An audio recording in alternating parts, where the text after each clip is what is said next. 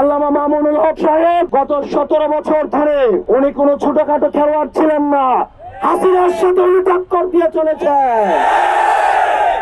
আপনাদের এবার হচ্ছে ওনাকে ভোট দিয়ে সংসদে পাঠিয়ে আমাদের সুন্দর, আমাদের সমৃদ্ধ একটা গণতান্ত্রিক বাংলাদেশের পথে আপনারা ওনার হাতকে শক্তিশালী করবেন ইনশাআল্লাহ।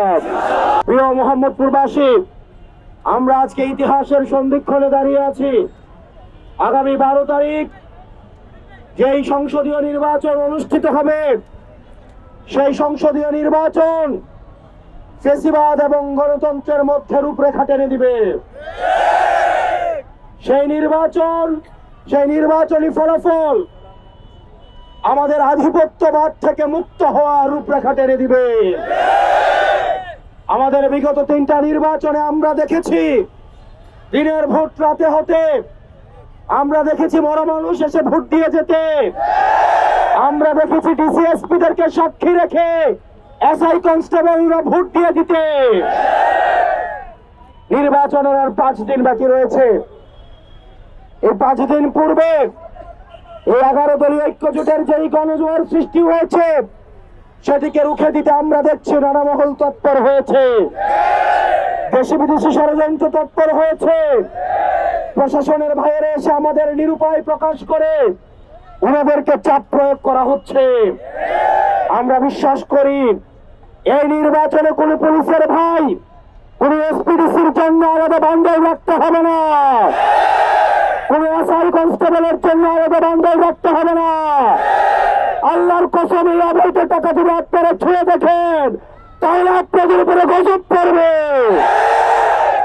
প্রিয় প্রশাসনের বাইরা, এই গণতন্ত্র উত্তরণের জন্য শত সহস্র মানুষের রক্ত, ঘাম, আয়নাগর এবং ঘুম হওয়ার ইতিহাস রয়েছে।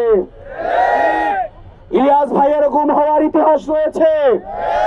আমাদের শাপলা চত্বর থেকে, পিলখানা হত্যাকাণ্ড থেকে সর্বশেষ হাদি ভাইয়ের হত্যাকাণ্ড পর্যন্ত শত সহস্র মানুষের রক্ত দিয়ে এই নির্বাচন আমরা পেয়েছি।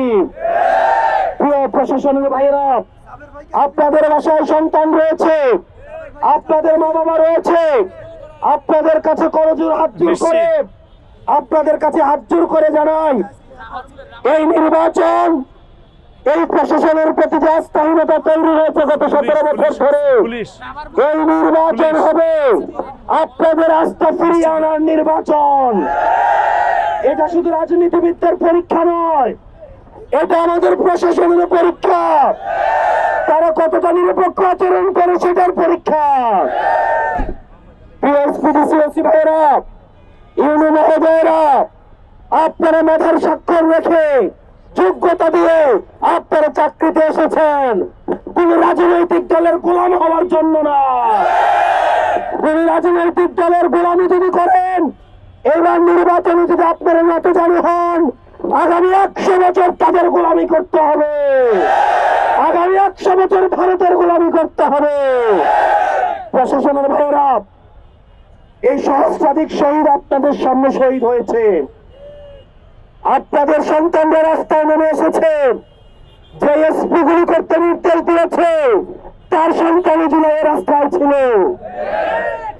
আল্লাহর দোহাই লাগে, আপনারা যারা আছেন এখানে, পুলিশের অনেক সদস্যদেরকে দেখলাম নতুন নিয়োগ পেয়েছেন। আপনাদের পোশাকের, আপনাদের কসম দিচ্ছি, এই পোশাকের মর্যাদা রাখার জন্য ভোটের দিন যদি আপনারা কম্প্রোমাইজ করেন তাহলে জাতি আপনাদেরকে ক্ষমা করবে না। আমরা বিশ্বাস করি সুষ্ঠু নিরপেক্ষ যদি নির্বাচন দেয়, এই 11 দলের ঐক্যজোটকে কেউ ঠেকাতে পারবে না। এবং মোহাম্মদপুরবাসী, আপনাদের সিদ্ধান্ত নিতে হবে এই নির্বাচনে আপনারা কাকে ভোট দিবেন। আপনারা কি সাইকুমকে ভোট দিবেন না আসসালামু আলাইকুমকে ভোট দিবেন? এটা আপনাদের সিদ্ধান্ত, এটা আপনাদের সিদ্ধান্ত, এটা আপনাদের সিদ্ধান্ত। আল্লামা মামুনুল হক সাহেব গত 17 বছর ধরে উনি কোনো ছোটখাটো খেলোয়াড় ছিলেন না, হাসিনার সাথে উনি টক্কর দিয়ে চলেছে। আপনাদের এবার হচ্ছে ওনাকে ভোট দিয়ে সংসদে পাঠিয়ে আমাদের সুন্দর, আমাদের সমৃদ্ধ একটা গণতান্ত্রিক বাংলাদেশের পথে আপনারা ওনার হাতকে শক্তিশালী করবেন ইনশাআল্লাহ।